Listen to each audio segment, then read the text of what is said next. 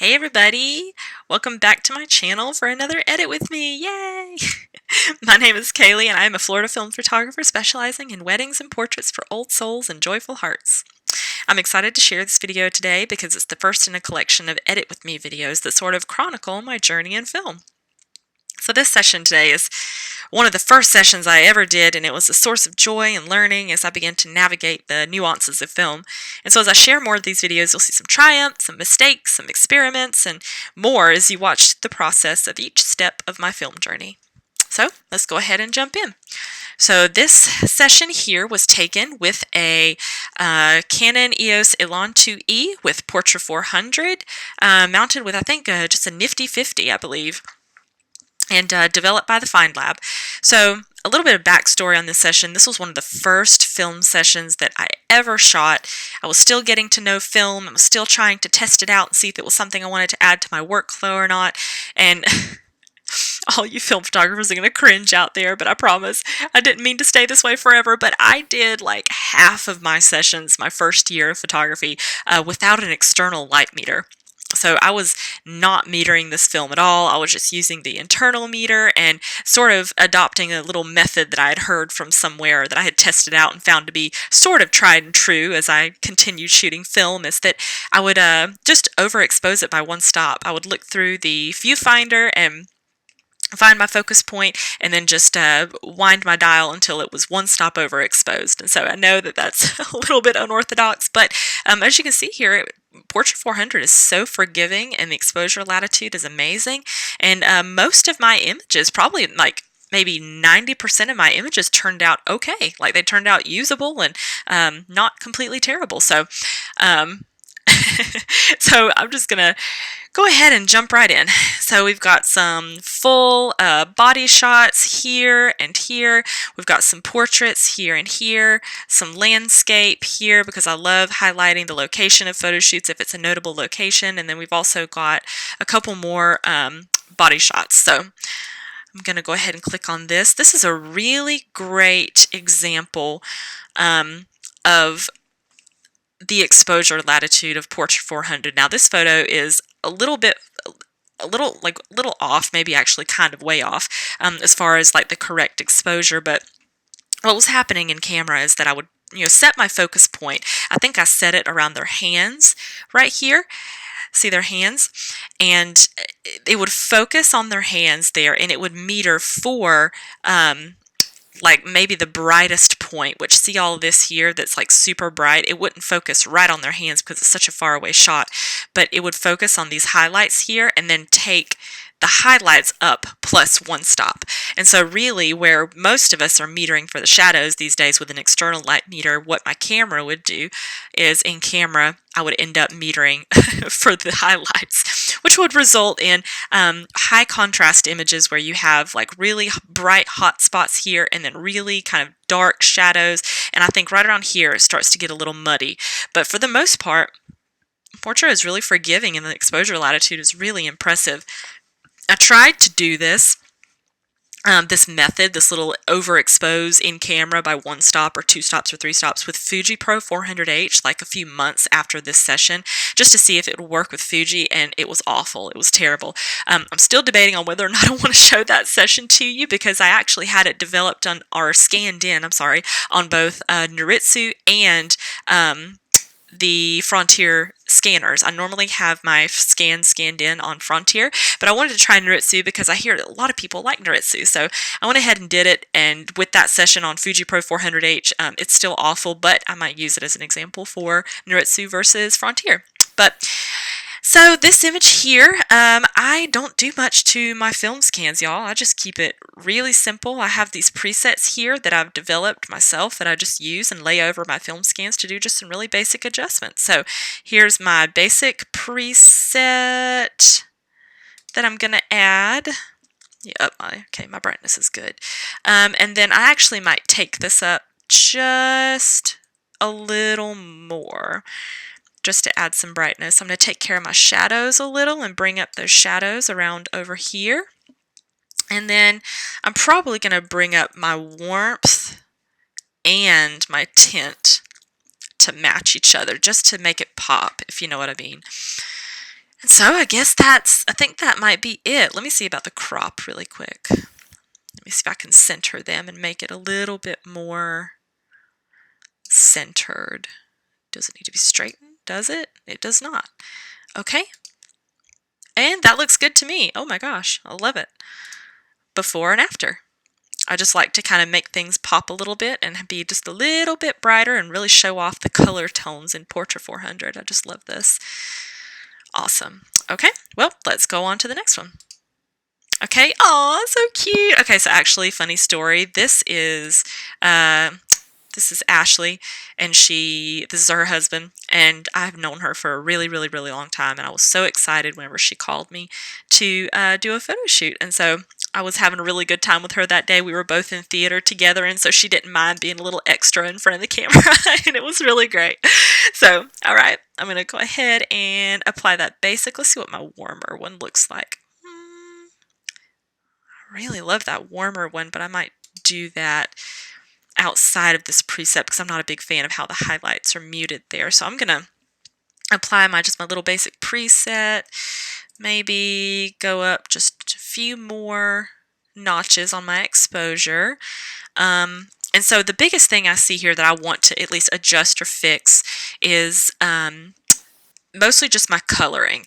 I think my highlights and my shadows look good, but I'm not a big fan of this green back here. There was a really pretty tree back behind them, but just in this close-up shot, I just wasn't a big fan of this tone of green. So I'm going to bump up my warmth a little, and I think I'm going to leave the tint as it is because their skin tone is already nice and warm, and maybe a little bit more on the magenta side of it. That's characteristic of Portra 400. You're going to find more purpley and warm skin tones than you are, I don't want to say purple, more magenta and yellow skin tones than you will like green and blues like you do with Fuji. So I'm going to leave my tint as it is.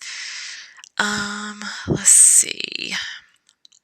I think I might pull my blacks down just a little and make sure her hair is nice and defined here. That looks good. Okay, now here for the green, or here's the green adjustments. I'm a little bit intimidated because I've edited these before and I was having a tough time with the green and making it look really natural. So let's see, I'm going to cool them down a little. Take out some of that saturation, and then the luminance I'm going to bring down. I don't want to wash it out.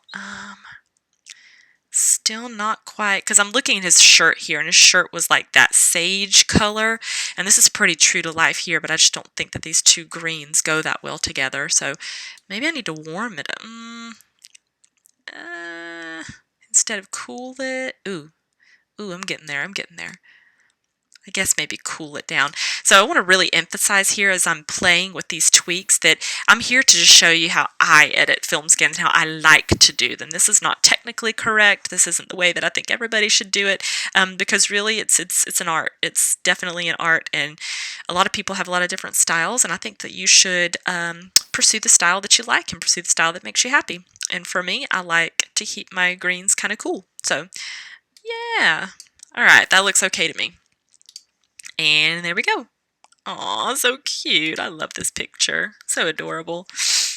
Okay, let's move on. Oh, look at those pants. I love those pants. They're just so cute. I'm going to add my preset, or do I want to add warm?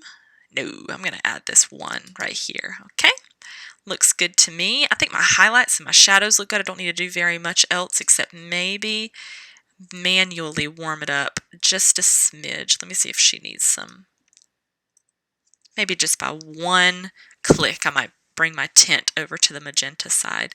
Yeah, and I think that's it. I love this. I don't have a lot of other adjustments I want to do. Maybe my crop. Let me see if I can center them just a little more. Thank you for bearing with me as I sort of mumble my way through my edits. This is how I normally do it. Talk myself through. Yeah, okay, cool. I like it. Before and after. Now, my main characteristics that I like to pursue, my main features in film that I like to pursue, is I really like to find ways that I can probably just brighten the image. I like to make sure I have good contrast. I don't like images that are way too neutral and way too washed out just yet. I love her skin tone here and how true to life her skin tones are. Like just his tone and her tone, like it just looks so beautiful to me. I just love the way this looks. So I like to make sure that my it's a little bit brighter and that my contrast is all right. And then I like things on the warmer side, and that's why I initially chose Portra 400 to start with, because Portra is a warmer film. I started shooting with Fuji after I became comfortable with Portra, and I found that I ended up editing my Fuji scans to look like Portra. So I was like, well, why not just shoot Portra? So I have my Portra going on, and I'm happy with it. So let's go on. Okay, so this is actually, let me do some more portraits, and then we'll go on to landscape here, so it'll kind of be chunked together. We can batch edit. Okay, so let's see. I love this picture. This is so pretty. Oh, I love this picture. They're so sweet. Look at him holding her chin. Oh, so adorable. Excuse me while I go freak out. Warm. Let's try the warmer one. Nah. Let's stay here for me.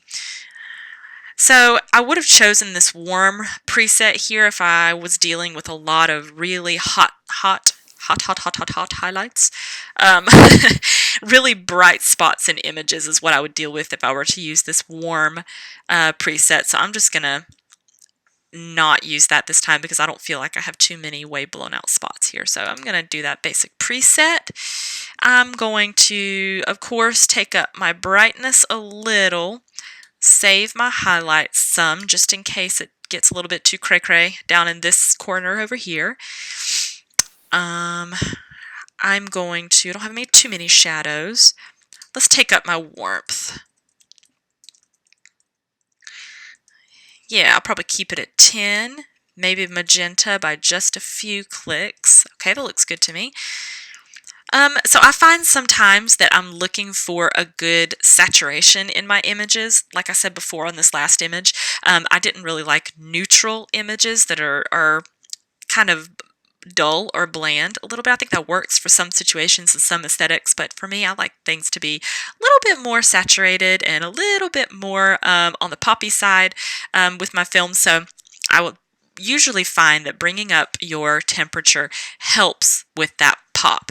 Like it really helps. I think that my pop that I like, I'm using my quote-unquote fingers, my pop that I like is usually found in my saturation and in my highlights and shadows. So that's what I kind of go for whenever I'm editing these film scans, is I just kind of brighten it up, go for my highlights and my shadows for that contrast I like, and then I warm it up a little bit if it needs it. Just really make it stand out. So, okay, that looks good to me. What happens here if I bring down these highlights just a smidge? I might keep it at that just to have that little pop. Okay, that looks good to me. And my leaves look really good back here, but I'm just going to cool them off just a little because they almost seem to be a little bit distracting back here. Just the color and the saturation, which is what I like, but I think that if I were to take out a little bit of warmth, that they would begin to look a little bit less distracting because the focus is on my cute couple here. And I see things like that. It's just me. Hope you bear with me here and you understand a little bit. I'm going to cool those off just a little. Nope, too much. Just a little. Take down that saturation. And then the luminance. Okay, yeah, that's much, much better. And there we go. Yay! Isn't that light beautiful? I love this. Okay, next is this dream portrait. I love this. Look at that light in her hair. This was probably one of the first moments that I realized that Portra 400 was my life. I love Portra 400 because she's just so sharp and beautiful, and she's got really good highlights on her face. Like her skin tone is still really true while also showing off just the latitude exposure on this film by the way the light's shining in her hair, and so I just love it. Let's see, bright or warm? I think warm looks okay, but I don't really have to go back and work on her highlights, so I'm going to do this and maybe save it right there, but then also bring down the highlights just a little so we're not way blown out. And I'm going to warm her up. help out her skin tone just a little. Because again, like I said, I like it on the warmer side. Yay! Oh, so pretty. I just squeal all the time. All the time when I shoot Portra. So pretty. So pretty. I love it. Maybe... Okay, it's a little better. I was starting to see just her hands were looking a little bit pasty right here, and I didn't want that to be too distracting. So, okay, yay! Portraits are done. I love that. All right, let's go ahead and hop into landscape and location portraits. So, let's see, preset 1, preset warm. Ooh, yes, I like it. Okay, I'm going to add my preset 1, and I'm going to, whoops, do some warmth and some saturation. No, I'm sorry, some tint. Just a little bit. And then I'm going to bump up my contrast some. I know Portra is already pretty contrasty, but I just want to make sure that I can see the details and all the details in this beautiful building. All right, looks good to me. Maybe a little bit more. Yeah, that looks good. Highlights down, shadows up. Okay, so I wanted to bring up my shadows because right here is looking a little bit dark to me, and there's other spots here that I can't really help, like here. This looks a little muddy, but I'm not going to worry about that right now. I'm just going to bring up my shadows just a little so that what we can see looks all right. We can kind of retain a little bit of detail there. So, okay, that looks all right to me. Yay! And edited and unedited. Cool beans.